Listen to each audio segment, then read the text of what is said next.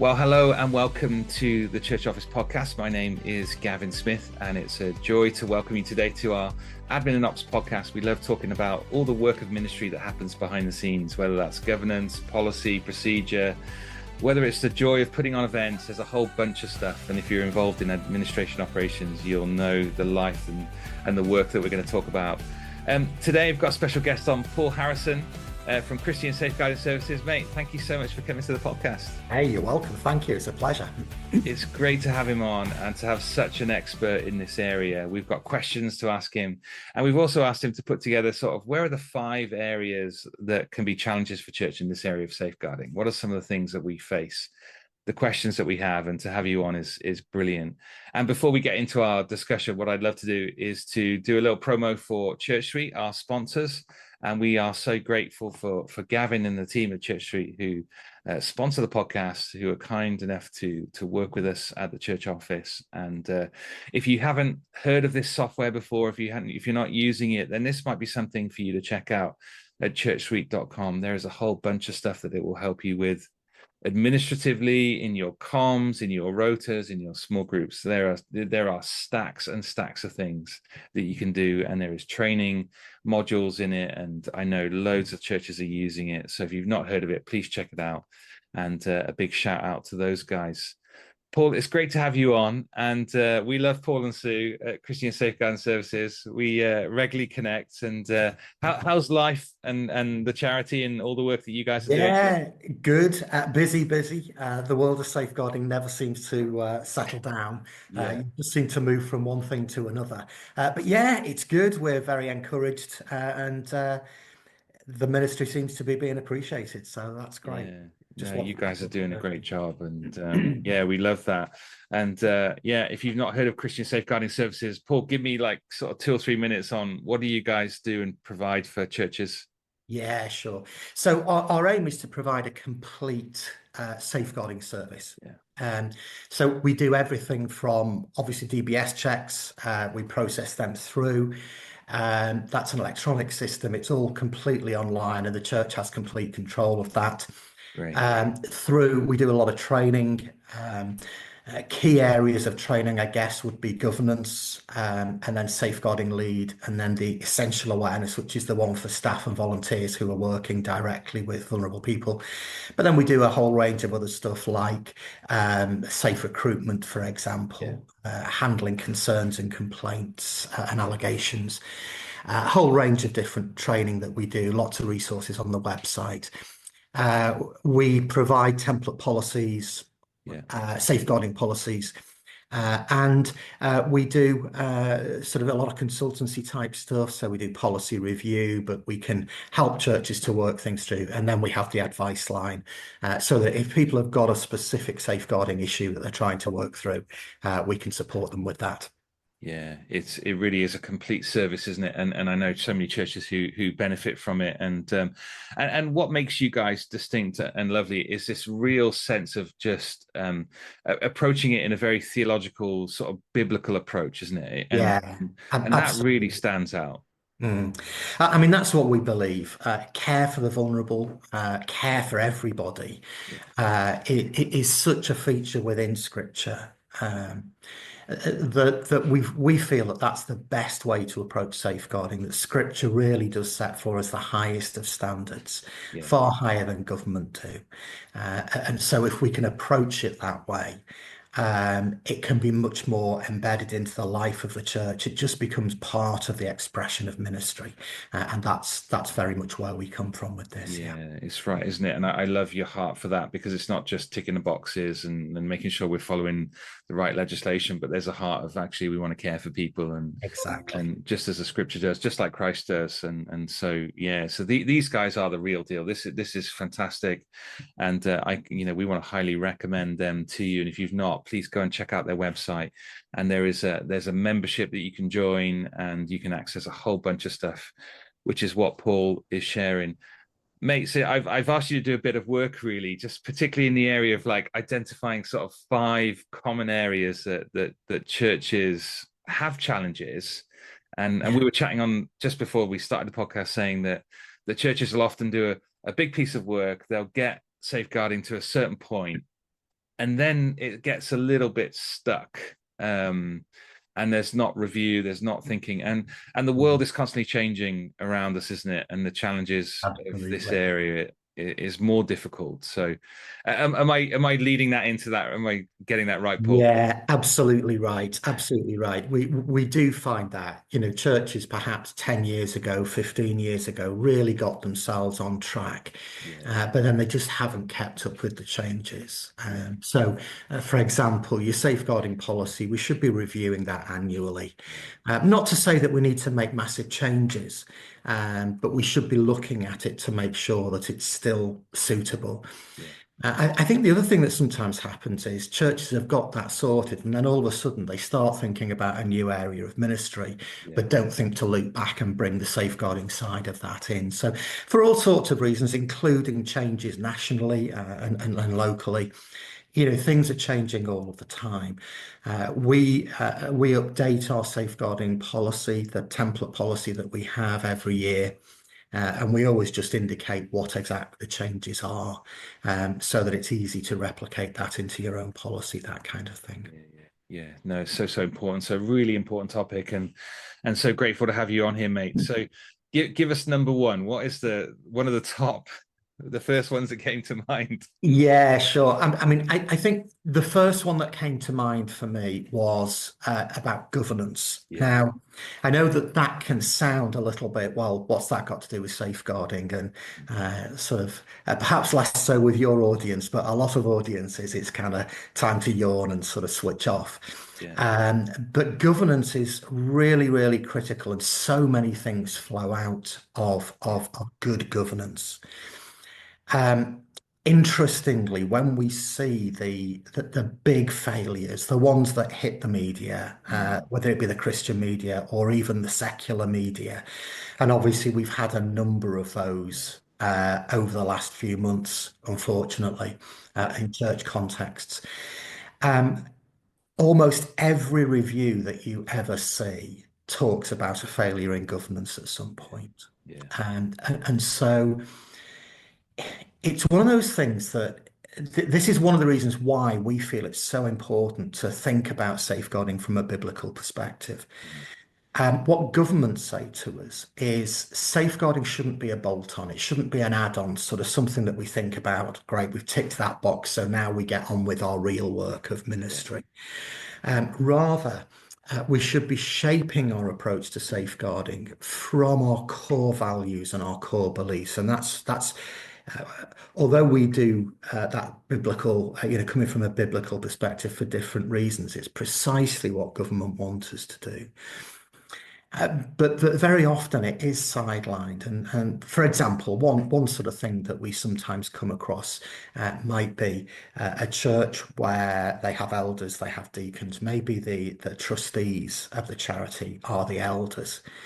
And you'll kind of say, okay, well, how often do you have trustee meetings? Oh, well, we don't have trustee meetings. We meet every whatever it may be, the frequency is, as elders. And yeah, that in one sense that's okay. You are talking about these things, but what tends to happen in the life of ministry and the busyness of ministry is we never actually get to the trustee duties. And so that's the one that gets yeah, neglected because it's the one that's not urgent, it's not pressing. yeah, And unless you sort of don't submit your returns, nobody's going to pick you up on it. yeah, So it's one of those things, it's sort of, if the governance isn't good, it's one of those things that can trundle along unnoticed for quite a long mm, time. And I'm sure you know this, Gavin, and I'm sure yeah, you say this to people. But, the thing with governance is you never know how much you need it till you need it. yeah, yeah, And I often sort of liken it to that sort of crash barrier down the middle of the motorway or down the middle of a dual carriageway. yeah, You never know when you're going to need it, but yeah, when you do, it's got to stand. If it yeah, doesn't stand up, you've got a disaster on your hands. yeah, yeah. It's And very often, unfortunately, what we see is that the time that churches start thinking about sorting it is when something has gone wrong. yeah, And at that stage, you're sort of thinking on your feet, you're being very reactive to a situation, and mm, it's not the best time to think through those governance issues. yeah, Another problem that we do see sometimes, although less so than the previous one, Mm, Would be where there's a broader group of trustees. So perhaps a church, for example, where they may have maybe have the elders and the deacons who are trustees, or mhm. maybe they've got an external trustee and maybe they bring a few other people in with particular specialisms, that kind of an approach. Yeah. And of course, the thing from there is that's great. It's good to have that skill mix, but how do we make sure that that doesn't undermine the legitimate authority and Yeah. structure within this spiritual leadership? Yeah. And so, really making sure that we've got that clarity about what's the role of the trustees, what's the limits of the role of the trustees, what's the Mhm. role of the elders, and how do these things come together Yeah. to create a safe environment for everybody? Yeah. So, Oh, so that's really yeah, those helpful. That's kinds really of things are helpful. really important.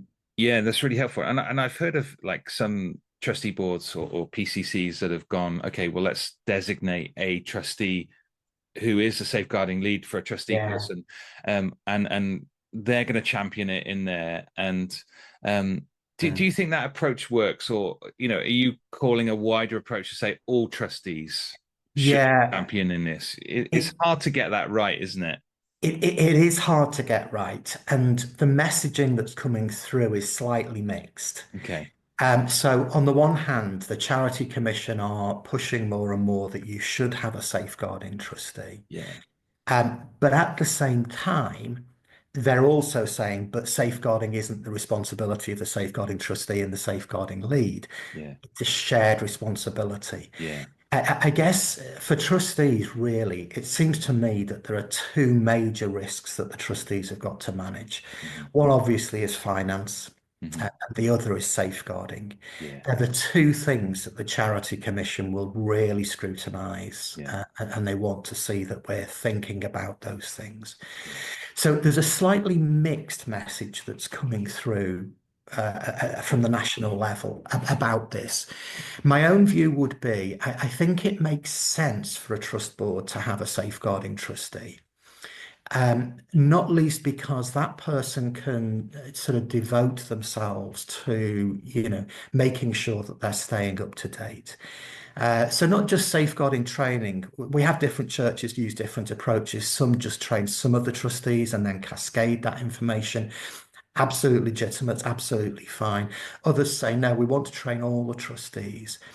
But one of the things that I always say, both for trustees and for safeguarding leads, is it's really important that we connect in not just to what's going on nationally in church, terms of changes of legislation and guidance, but also at the local level. So at the local level, Mm. within each local authority, there are usually two groups. They have different names sometimes they're combined.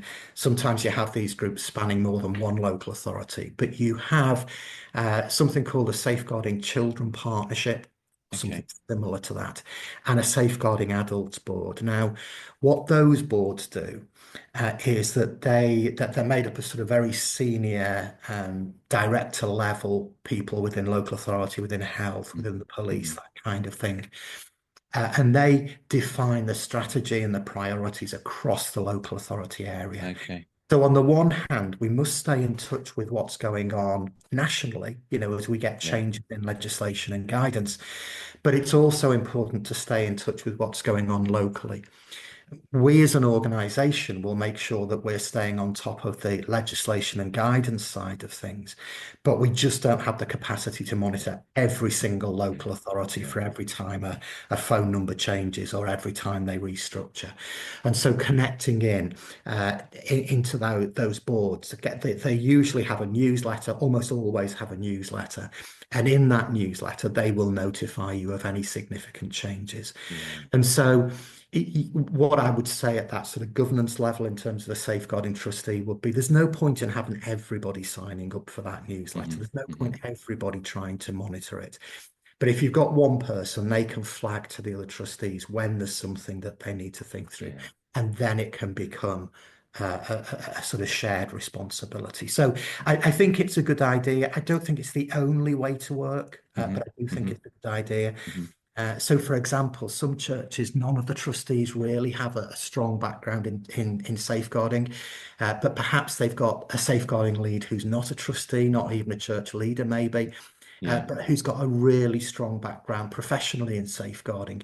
So I'd say, it's always worth sort of looking at what your resources are, what's the best way for us to work. Yeah. But as a general one, yes, I do think it's a good idea. Yeah, no, that's a really good, helpful takeaway. And even just you talking about the understanding what's happening at a local level, Yeah, that wouldn't be something that I'm immediately thinking, oh yeah, we're doing that and doing that right. well. I mean, you might be keeping up to date with local contacts and details, but there are risks that are in different areas, aren't there? There And are, there are things that are there being are. highlighted, and so Yeah. that's super helpful. And you were gonna in talking a little bit more about governance, the accountability side of things. Mm. Is there anything else that you would add to that might just flag up some questions for people? Yeah, I think so. More and more now, we're talking about really setting and maintaining high standards. Mm-hmm. I don't mean unrealistically high. They've got to be sensible. They've got to be Mm, achievable. But I mean biblically high standards. yeah, If we're working to a biblical pattern, if we're shaping our safeguarding from Scripture, we will be working to high standards. I mean, if yeah, I just give you an example, um, government will talk to us, whether it's staff in schools or whatever it may be, and they'll talk about having codes of conduct. mm-hmm. Yeah, And the importance of sort of setting expectations of behavior and these kinds of things. And that's about as far as it goes. mm-hmm. And when you think about it from a biblical point of view, when it comes to the way that we care for the most vulnerable people that we come across, it seems to me that as we start to interpret Scripture, the standard that Scripture sets for us is that we should be above reproach. Yeah, yeah, yeah, Now, I've never seen anything that comes even close to that yeah, coming out of government because they won't, will they? yeah, It's yeah, yeah, that's not their area of interest and responsibility. They just want to go, here's the standards that you must achieve, yeah, and that's an important role, but we should be coming at it slightly differently. yeah, And so really setting high standards, thinking, obviously policy and procedure comes into that. That's mm-hmm. part of how we set those high standards. But I think one area that there's real scope for us to help ourselves is just in thinking through what do we need by way of codes of conduct. Mm-hmm. Mm-hmm. I think historically we perhaps haven't tended to use codes of conduct as much as is helpful for us. Yeah, So if I just illustrate, I guess one that sort of most of us are familiar with would be a code of conduct for staff and volunteers who are working with children and young people. yeah, And we're kind of used to that, aren't we? You yeah, can't smack a child and, don't find yourself on your own, sort of behind a closed door and nobody knows what's going on and yeah, all of those kinds of things. yeah, I think just to illustrate the point that I'm wanting to make here about codes of conduct, very often, and I'm not suggesting this is the only way to manage the risk, but very often in those codes of conduct, we'll see something around use of social media, and it will be yeah, something along the lines of, if you're a youth leader, you mustn't be making one-to-one direct social media contact with people who are part of the youth group. yeah, Now, we do get complexity because obviously people in a church context know each other in different ways, and we've got to think that through properly and carefully. But that's not at all unusual. So imagine that situation. Our code of conduct says, yeah, adults shouldn't have that one-to-one mm, social media connection with young people themselves. So we kind of start thinking, okay, so we've got our code of conduct, we've set the standards that we believe are important. There are standards as we mm-hmm. understand scripture. And often then the next question is, well, who needs it? And I think historically the answer has been, well, of course, all our youth volunteers and staff need it. Mm, That's absolutely right. Of course, they need to have that. They need to understand it. They need to work to it. But who else needs it? mm, And I think that's where sometimes we've let ourselves down. yeah, So imagine that scenario. You have a youth worker who comes through. Maybe they're a volunteer, and they're not following the code of conduct and they're trying to make that social media contact with young mm-hmm. people. How would we as a church know that that leader was doing that? Yeah, And of course, the answer is very often we wouldn't know. Yeah. Whereas if we communicate to parents, look, this is the code of conduct, this is the Yeah. standard of behavior that we expect, they can be monitoring that. If we're explaining that in an age appropriate way to young people themselves and even to children, um, obviously social media shouldn't be relevant to sort of primary school age children because Mhm. of age restrictions on platforms, but we all know the reality of Yeah. that. Yeah. Yeah. Um, if we're communicating that in an age appropriate way, I don't mean trying to terrify kids or anything like that, but if we're communicating it in an appropriate way and Yeah. saying, look, this is what we expect of our leaders. And I think then it becomes not just, you have permission to raise a concern with us if Mhm. something doesn't look right. It becomes, well, look, this is how we care for each other. Yeah. I mean, of course, from our point of view, it's also how we set boundaries and care for our volunteers, Yeah. giving them guidance as to what's unwise for them to do. Yeah.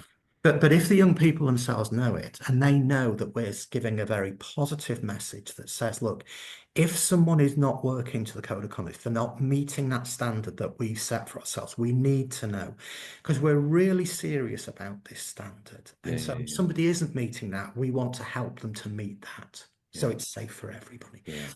And so thinking through those kinds of things, not just have we set high standards, but how do we communicate them? Who do we communicate them Yeah. to? Yeah. Yeah. How do we hold people accountable to those high standards? Yeah. Um, and then having a formal process as well as an informal one, that if things are not going right, Yeah. we have a formal process that we can use to Yeah. bring things into line. And obviously, in an extreme case, we might be talking about stopping a volunteer from engaging in a particular area of work if they refuse inconsistently, despite our best efforts to support them to change their behaviour.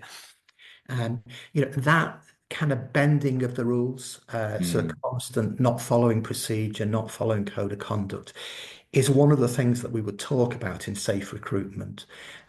Someone who's always bending the rules and they've always got a justification for it. There's always a reason why they did it. But actually, that could well be an indicator that that person shouldn't be in that area of work. Yeah. And Yeah. obviously, in a really extreme case, we might have to make referrals through to the police Yeah. and Yeah. to the disclosure barring service and those kinds of things. Yeah. That's So helpful. I think Yeah. just having that framework to operate in and thinking about it both from the culture, what's the culture that we want to create, but also what systems and processes do we need to make that culture something that we can hold people accountable to. Yeah. Um, and for me, accountability, I don't mean that in the sense of it's a sort of big stick that we can use to beat people with. It's about giving them a framework to Hmm. operate safely. But it's also about saying, yeah, we are serious about this, and if you're not working to that, well, let's have a conversation. How can we help you to understand why it matters? How can we help you to Yeah. work? Yeah. But it also needs to carry that procedural element that says, actually, if that person is refusing to work within the guidelines, and that we have mechanisms that we can use to address that. Yeah, no, that's robust. I love the stuff that you're talking about on communication. So I know you and I have chatted before about, you go away on a residential weekend with young people. Why don't we communicate how we want to work with them on this residential trip? And that gives them an awareness of how we're working. It makes the expectations clear. And it safeguards everyone, doesn't it? The workers, Yeah, the yeah. volunteers, and those young people. And it gives us They're all the useful. permission to talk about it if there's something that's worrying us. Yeah. You know, if we're talking about it as leaders, if we're saying to people, it's really important that, we want to care well for everybody. We want everybody to feel safe. We want everybody to feel accepted and loved and cared for in the church. And we can frame this in a biblical way. We don't have to frame it in a sort of safeguarding vocabulary. Yeah. Um, but just communicating that actually gives permission to people to raise that concern. So often when we see these big high profile cases, what you find is that there were all sorts of people who maybe they knew something in detail, but more often than not, they just had an uneasy Mm. feeling about something. They didn't feel it was quite right. Yeah. It's not unusual in these situations that, people are saying, well, I'm really saddened by that, but actually I'm not that Mm. surprised. And actually, if we can create an environment where it's okay to talk about these things and we're talking about them, Yeah, yeah, I yeah. think it helps to just create that more open culture. Yeah, no, I think it's great, and we'll often add into our some of our training here and say to folk like, it's not just your conduct when you're in the classroom with the kids, say on a Sunday morning, but after church is the most chaotic Yeah, and yeah, the most risky point where yeah, we don't have a managed system where kids are running around and we want to say to our parents and our volunteers, you may not be on duty that Sunday, but yeah, we want you to be looking, and we want you to be yeah, ensuring that you're acting in the same way that we call you to on a Sunday morning in the session. Behave absolutely. that same way outside of the session. Yeah, Um, absolutely. It and really, that's really a important. vulnerable point, isn't it, for churches after the meeting? It Yeah, is. It is. I think another one that we've come across on a number of occasions. A lot of churches will have different terminologies, obviously, but sort of have young leaders or junior leaders. In other words, under 18s yeah, who are developing, and we want to see them develop gifting and yeah, we want to see them using that gifting within the life of the church. Absolutely behind that. yeah, But but the young people not understanding, and I think it's our fault as leaders putting them in that position. I think it's our responsibility to make sure they do understand that when they become a leader, that changes the yeah, dynamic of yeah, the yeah, yeah, relationship. yeah, absolutely. And, yes, they might be under 18 themselves, and we have a duty to safeguard them, even in that context where they're engaging in ministry, but also they're in a position of trust. Yeah, And so things that they might do and things that nobody would bat an eyelid if they did them mm, and they weren't a mm, leader yeah, can become problematic. yeah, And we had a situation that we dealt with recently, precisely that. It was a smaller church, not a great big church. They didn't have loads and loads of sort of different groups, and they had a young person who outgrew the youth group. And okay, so they brought this person in as a junior leader. But because they didn't explain things, there was some stuff that was done. It was nothing to do with the group. It was nothing to do with church. There was no malicious intent. It wasn't as if the mm, person was trying to, but it was a bit unwise. It's the kind of thing that you would expect a leader not to know. But of course, this was someone working with their peers. yeah, And it ended up being referred through to Lado, and Lado's recommendation was that they shouldn't be involved in youth work in the okay, future and all these kinds of things. mm, And really, the issue was, would we expect that 18-year-old to think about yeah, that? yeah, yeah, yeah, And I don't mean this as an insult to anybody, but what we know from research it is that the brain doesn't really mature, doesn't finish its development yeah, until the mid-20s. It's the mid-20s that the brain development really is sort of complete, as it were. yeah, And the last area of the brain that develops is what we call the executive function or the mm, planning side mm, of things. mm, And so it shouldn't surprise us that we've got 18, yeah, 19 year yeah, olds who yeah, they just don't think in that way. It's yeah, alien to them. yeah, And we have seen people getting into problems because we just haven't steered them well, and we haven't, yeah, we've been so focused on training them for ministry, we haven't thought about how do we make sure that they understand the good boundaries. stuff. So yeah, another really Lots, important lots area. of good stuff there, Paul. Yeah. Loads to take away. That's helpful. So, oh yeah, brilliant stuff here. And again, the opportunity to follow up with us with questions or directly the Christian Safeguarding Service about those areas. So number one is governance. Number two is high standards. Yeah. Number three, what's number three? Conflict of interest. We Yeah, managing those things. Tell me about that. absolutely. Yeah. So there is an official definition, obviously, a legal definition of conflict of interest, and that is something that as trustees we have to manage. And I think probably most of us as trustees know that if we've done any kind of trustee training, we know we've got to manage conflicts of interest. But of course, the challenge in church is that we absolutely rightly, from a biblical perspective, don't tend to be big on hierarchies and structures and those kinds of things. We want the church to be a family. We want the Yeah, church to be, we're trying to break down unnecessary yeah, yeah, boundaries. We're not trying to build up walls between us. And we see this coming through. And in fact, Um, this is equally helpful with that setting high standards. I mean, in a sense, it's still related to that setting high standards. But really thinking through carefully, how do we manage conflicts of interest? Hmm. Um, and of course, those things can come through in all sorts of ways that might not be legally defined as a conflict of interest in that specific context, but they can influence the way we do things. So, not at all, for example, unusual, particularly in smaller churches. You've got a youth leader, they've got kids of their own, their kids are also in that group. How do we manage that so that you can see it going in both ways, can't you? One, because it's their kid, nobody actually corrects them, and none of the other leaders feel they can correct them if they're doing something they shouldn't because well, the dad's here or the mum's here. Yeah, yeah, yeah. But we also see it the other way, where because they're the son or the daughter of that leader, we sort of come down on them really hard and give them, don't give them an inch, as it were. Yeah, yeah, yeah. Um, so that's not an official conflict of interest, but it is a sort of a conflict of interest in a sense that applies in church life. I think that's a good Um, example. Yeah, yeah. yeah, yeah. We're all hopefully friends, aren't we? At what point does that become something Hmm. that becomes problematic if there's a problem?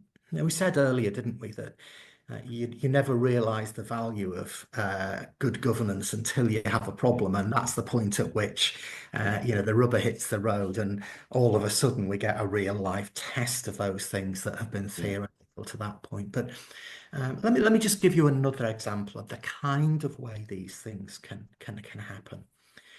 So imagine a church, you have an eldership, perhaps you hold to a sort of plurality of elders. And you're dealing with a particularly sensitive pastoral issue. It doesn't matter what it is, but you're dealing with a particularly, sensitive issue. And so, it's right that the elders have accountability. So there might be one or two elders who are predominantly engaged in that ministry, as it were. Hmm. Um, but, to make sure there's proper accountability and proper oversight, they share not necessarily every single detail, but they're sharing quite extensively what they're doing, decisions that might be made about changes of approach or the way to handle it. And it becomes more and more sticky perhaps over time. And so the elders are all discussing how do they deal with this situation. Now, imagine a situation where the only trustees are the elders. Hmm. Okay. And it just goes really sour. The person that we're seeking to minister to isn't at all happy, and they raise a formal complaint. If all of those elders have been involved in the detail of the key decisions, none of them can look at the complaint because they're all conflicted. Yeah, If they do deal with it, it's a conflict of interest. It's not an impartial look at did we act well here. yeah. Um, but so how do we manage these things Hmm. so that there are people who are sufficiently distant from it? And I don't mean they've got zero knowledge of the Hmm. situation, Hmm. but they haven't been intricately involved in the decisions along the way. So that if you do have a complaint, you've got someone who can look at that. And of course, one of the challenges here is, as a general rule, and I know we don't think in terms of hierarchy, but as a general rule, you shouldn't be investigating upwards in the organizational hierarchy. So you'd never have a junior manager who was investigating a senior manager or a director, for Yeah, example, in yeah, the business. yeah, And the trustees are the top of the organizational structure from the yeah, yeah, Charity yeah. Commission point of view. Absolutely right. So if you've got them all tied up because they've all been involved in it, who can actually look at that? And Hmm. that can then start to undermine either the impartiality of the consideration of that. Did we get it right? Should we perhaps have done things differently? Hmm. Or you end up with an external investigation which costs an arm and a leg, Yeah. and really wasn't necessary had we just thought it through properly. Mm. And so, there's all sorts of ways from the kind of, on the one hand, we've got a sort of a formal conflict of interest Yeah. in that second example, through to the very informal conflicts of interest that happen. Mm. And how do we manage relationships? One of the challenges that we see again and again, there were changes in the rules around domestic abuse a few years ago, which widened the scope of domestic abuse. And actually, interestingly, we're seeing more and more questions coming through about domestic abuse. It's not very often physical. It's usually that sort of coercive, controlling behavior, emotional abuse side of it that we see Yeah, if coming from churches. Um, um, but one of the things that sometimes happens is there's a basic rule from a safeguarding point of view. So if you have domestic abuse in a household and there are children in the household, that's a mandatory report to social yeah, care. yeah, But then, for a DSL, that can be quite difficult referring this family through to social care mm, who, maybe you're in their small group at church or, mm. you serve with them on a ministry team. And because of that broadened definition, we're having to make that referral through. And those kinds of Yeah, conflicts that's come in tough, as isn't well. it? So Yeah. just really, how do we manage relationships in a way that allows us to be church? It allows us to be, the Lord's family. Mm. It doesn't build up barriers, but also it does make sure that we have the ability to respond to these things impartially and fairly. Well, that's so helpful, isn't it? And I think this is why ongoing training is so important, isn't it? This is Yeah, why sitting down with elderships and trustees, PCCs, and talking through a scenario. If yeah, this scenario happened, how would we approach it? How would yeah, we respond to it? yeah, What changes do we need to make that would enable us to do this well? And yeah, absolutely. that is so key. That is so key. And I think part of the balance there is making it specific enough to deal with the issue, but not so specific that you need 20 different policies to deal with things that could be covered Yeah, with the same overall framework. yeah. No, that is so helpful. Yeah, this is great. This is great, mate.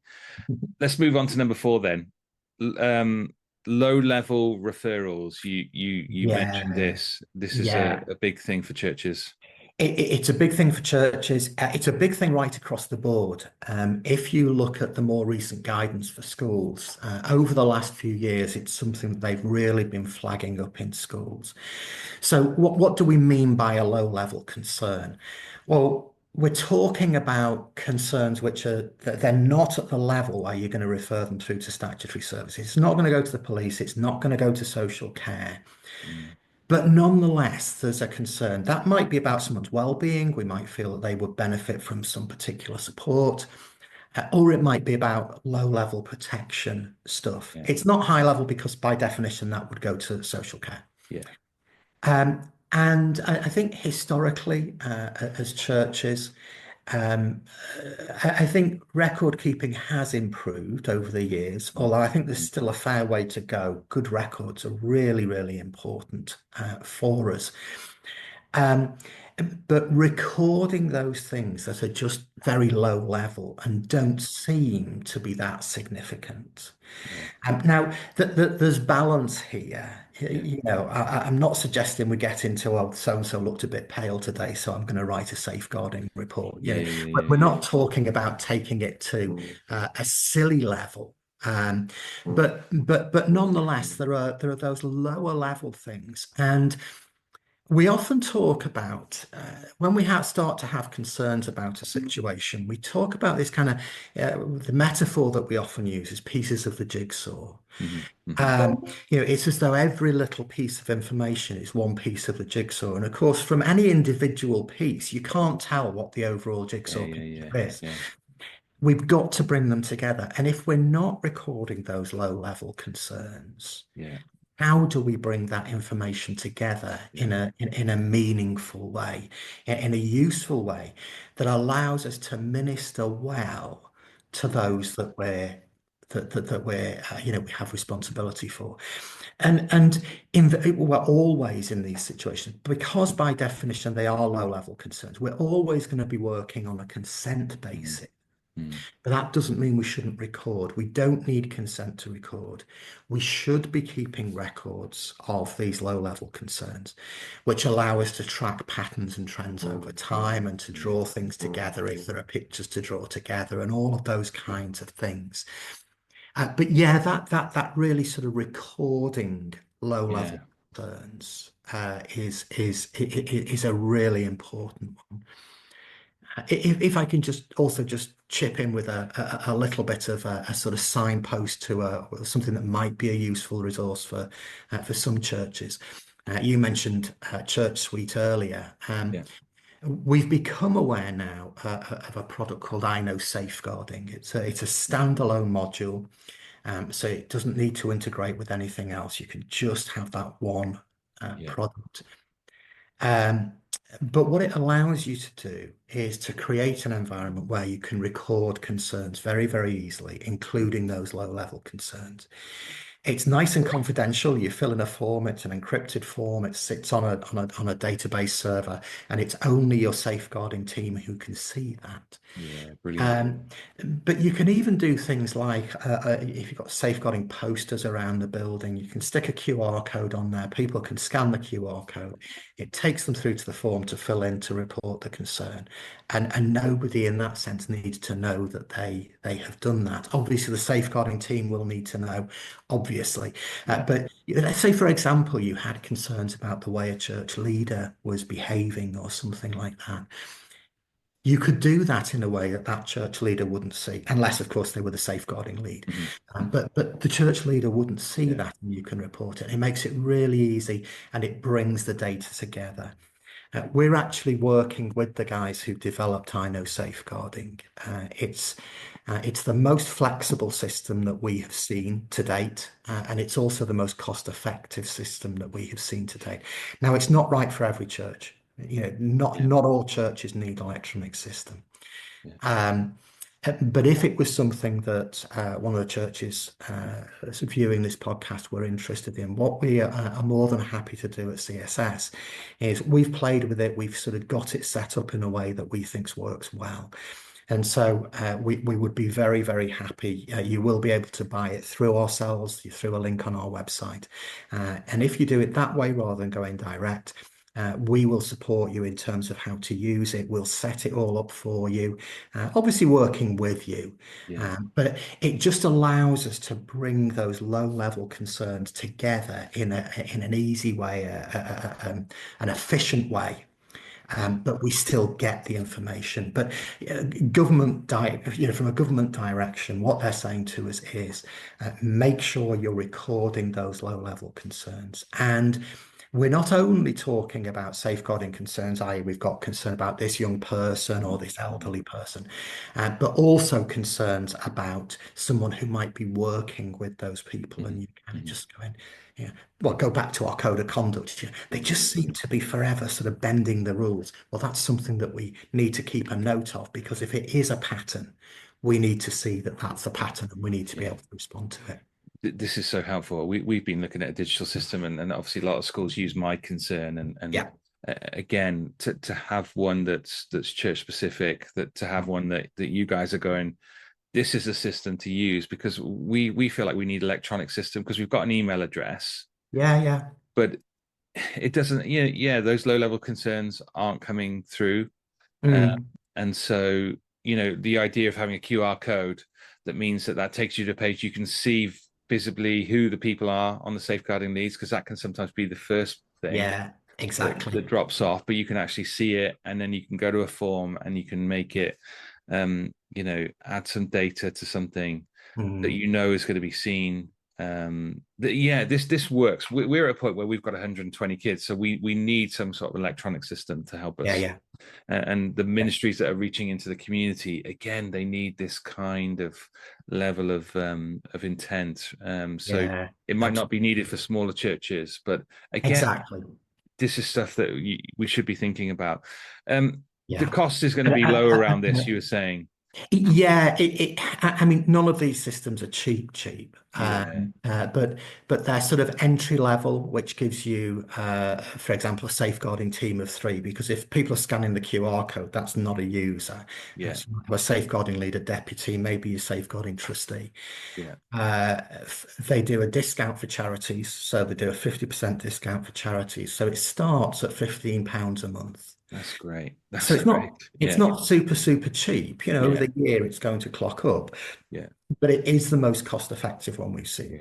Yeah. Yeah. My concern is a good system. It's used extensively in schools, but it is still built for schools, Yeah. and it's not quite as flexible, and it's more expensive. Yeah.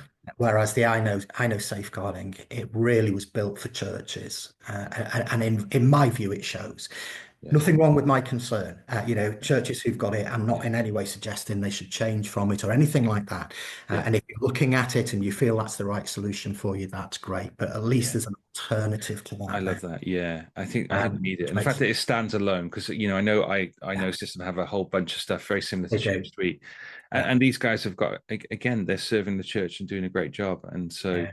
but if this is a standalone one as well, you don't have to shift to think, No, we don't need no, to have everything in one place. no, And we can no. often, as administrators and ops people, go, I just want one app or one thing for the church. But the reality is we need to use different systems in different ways. And Yeah, yeah, you know, the whole thing around, products like this that serve us, they are subscription based now.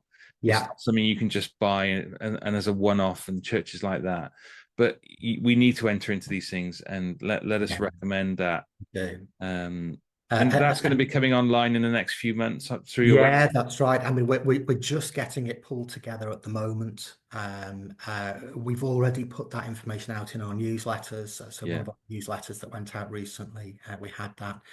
We're starting to use it, and starting to support churches to use it. So we're sort of rolling it out already, but literally only just. great. Um, of course, I think the other thing that's just worth reminding ourselves of, and there's nothing radical in saying this, but of course, introducing a system doesn't change the culture. No, that's right. You're right. So we've got to Yeah, think about how do we uh, develop a culture that makes the most of this technology that we can yes. access. Yeah, absolutely right. Yeah, that's great. Makes a really good point. So we've covered four there. What's the We last have. one? But What's five? the last one is um, it's one that you see regularly. It's kind of a bit jargony, local Okay. authority, sort of government jargony, but it's what we refer to as a lack of professional curiosity. Okay. Now, when it comes to safeguarding, this is really, really important. There's all sorts of things that come up in church life, and we go, that feels uncomfortable. It doesn't quite feel right. Mm, But we're in a mindset, rightly, aren't we? Of, well, you know, we've got to yeah. show grace to one another. None of us is perfect, you know. Remove the log from your own eye before you Yeah. remove the speck from your brother's eye, and all of these kinds of things. And that's absolutely right. Yeah. Um, but at the same time, sometimes that can lull us into an attitude where we just don't ask the obvious question. We Hmm. don't ask the next obvious question. Mm, Um, and so things go undiscovered, things go unchallenged, things go unchecked, because we just haven't been curious. yeah. Uh, Yeah. and it's a big theme in the sense that a lot of the times when we see serious case reviews and those kinds of things that you see on the news, it comes up again and again in that context.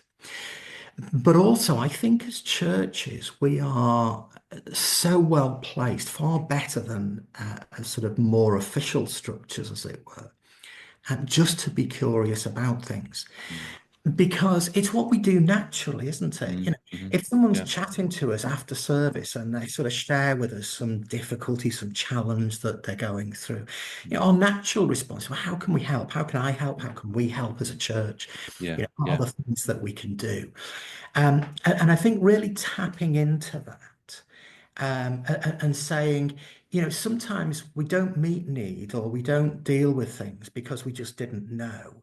But Mm, actually, that person may have said something about this, but we just haven't picked up on it and we haven't followed it through. So that's the other one that I just wanted to mention. It comes up again and again. yeah. That's useful. We did a review some time ago in a church, and it was really interesting because we spoke with one person, and they were saying, well, you know, I have mentioned this to the leadership on a number of occasions, Um, Yeah. but it had sort of gone over the head, and it was buried in a bigger issue, and so they hadn't sort of explored that statement, and so they ended up in the situation where this person was saying, well, I was asking for help, but I wasn't getting it, and the leaders were sort of going, when did you ask for help? We didn't realize that, and it's just Yeah. that.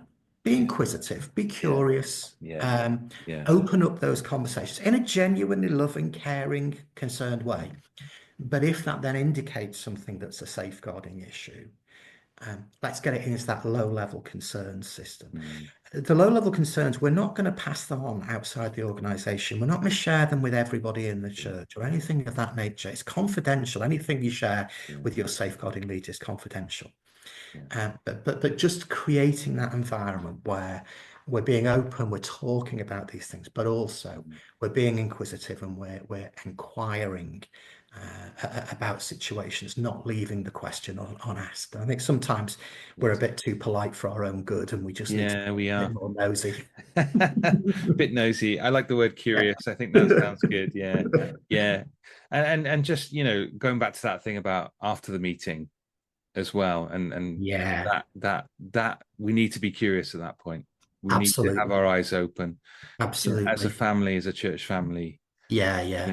we don't know everyone that's there on Sunday, No, can't fully know everyone, and so no. we need to be logging these things and being curious. Yeah. Yeah, absolutely. For me, it kind of goes back to that biblical framing of safeguarding. It's not about trying to get people in trouble. It's not about, it's how do we care for each other well? How do we care well for everybody in Yeah. the life of the church? Yeah. And I think if we can start to shift that mindset so that safeguarding is about, it's how we care well for people, Yes. I think those conversations do become easier. Yeah. Brilliant, Paul. That's great. You're giving us a top five here. I also want to make the most of the opportunity having you on here because you are so good. To ask you some other questions that we get. Yeah, yeah, sure. One of the questions that comes is that often when there's a change in a safeguarding lead or a change in a trustee that's had this responsibility, one of the questions is, as that person steps into that role, how much should they really be looking back at what's taken place Mm, over, mm, 5 years, 10 mm, years? mm. To what level of detail? Because, and then, does that stuff help you going forward as well? And I think people don't Yeah, really know on that. So yeah, I'd yeah, be yeah, interested in your perspective on that. yeah. Okay. Um, Let me start with the really basic one, which isn't really what you're asking, but Mm, let's just keep it for the moment to safeguarding records. But the same principle would apply on other yeah, records that we have as a church. So you have a change of safeguarding lead.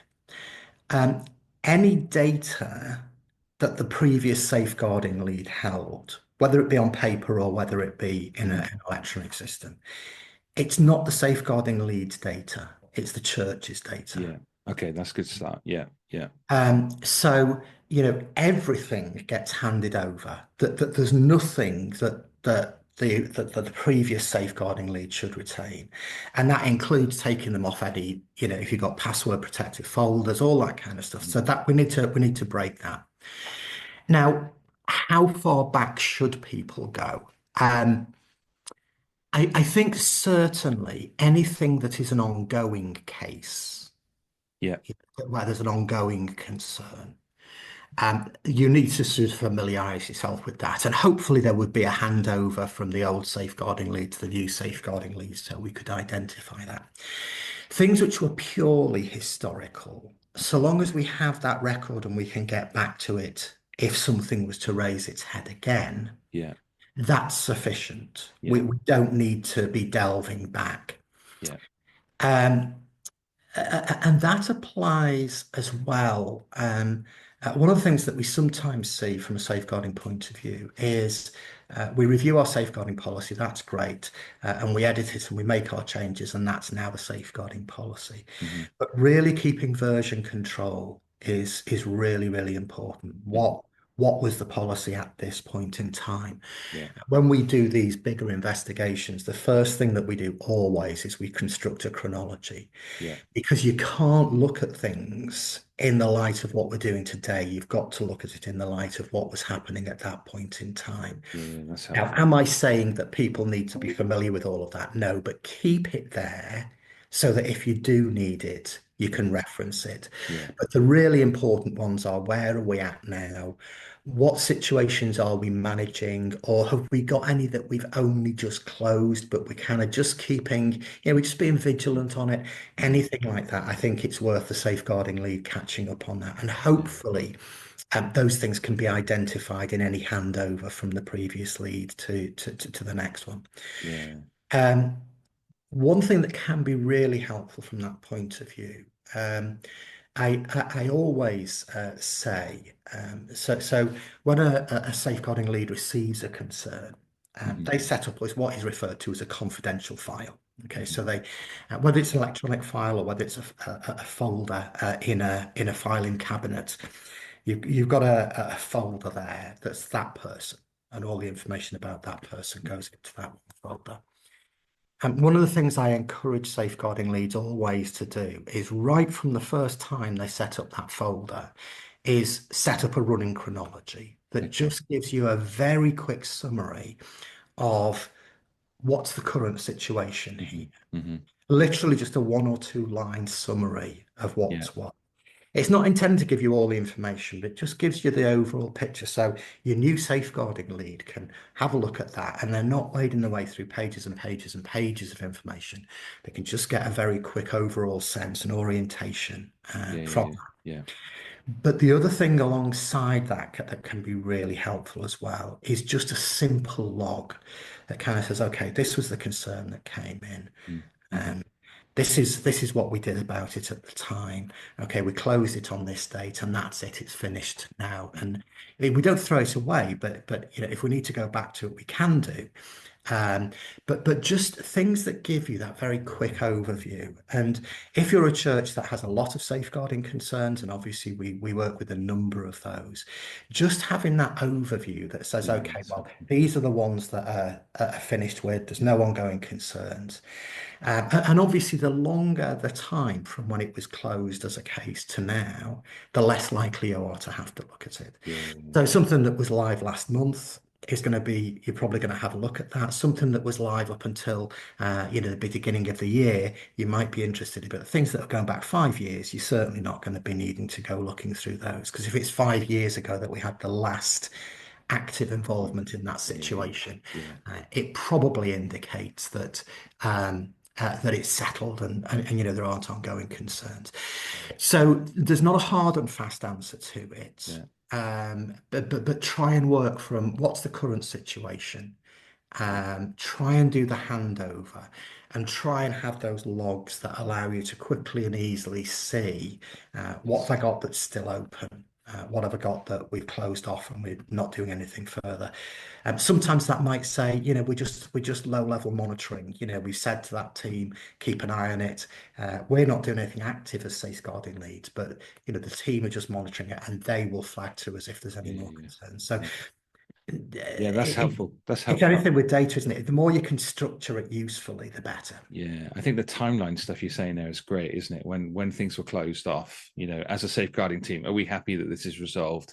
Let's Yeah, put a date on it, and yeah, then we're happy. And I think those are useful. I think some of the things that we've got running in our church would be, particular individuals have got contracts of yeah, yeah, where they could turn up, where yeah, they can go in the building, yeah, yeah, where they need to be at the end of the meeting, things like that have been agreed, in partnership with them. mm, Again, those there is almost a bit of a watch list, if you like, it's something like that, yeah, of people absolutely. that we are, having to. So there is some of that Yeah. to go back over. So there And I there is didn't there is a include need to look back, isn't there? And there that, is a that need. there is that there Yeah, is. And I didn't go into but the contracts, the kind of risk assessment of people who pose a risk, and having a formal agreement in place. yeah, I didn't put it on the top five because frequency wise, it's less frequent than those Okay. other things. But it is certainly something that we're having regular conversations with Okay. churches Yeah, yeah, about. yeah. It's not something that's rare. Yes. Um, Yeah. we deal with each one on its own merit. Every case is looked at in its own Yes. right. Yeah. But it is important that we have a robust system for that. Yeah. Paul, that's great. And you've really answered my other question, which was about kind of, that kind of digital storage and the I know safeguarding is something that we will look out for. And as that becomes available, we'll let you know on the podcast, we'll let you know on our website. Um, Paul, what a wealth of information. I need to, someone listening might have to go back over this and listen to it 3 or 4 times because there's so much there and you've covered so much ground. But this is so helpful, and mate, thank you so much for taking the time to come on the podcast. Thank you for having me on. And as always, anyone can contact us through the website, and we're happy to help wherever we can. Yeah, and these guys are so personable. Whether you speak to Paul or Sue, these guys know what they're doing. They're experienced, and yeah, they've got a love for the local church and a love to serve people. So please get in touch with them. If you've got any specific questions for us at the church office or Paul, then feel free to write to us at questions@thechurchoffice.co.uk. Please check out some of our templates online that may again help you and support you in some of the areas around conflict of interest and other areas that are kind of around some of the edges of what we've talked about today. Paul, thank you, and thank you for those who are listening, and we'll look forward to seeing you again on the podcast. All right, goodbye, Thank everyone. you.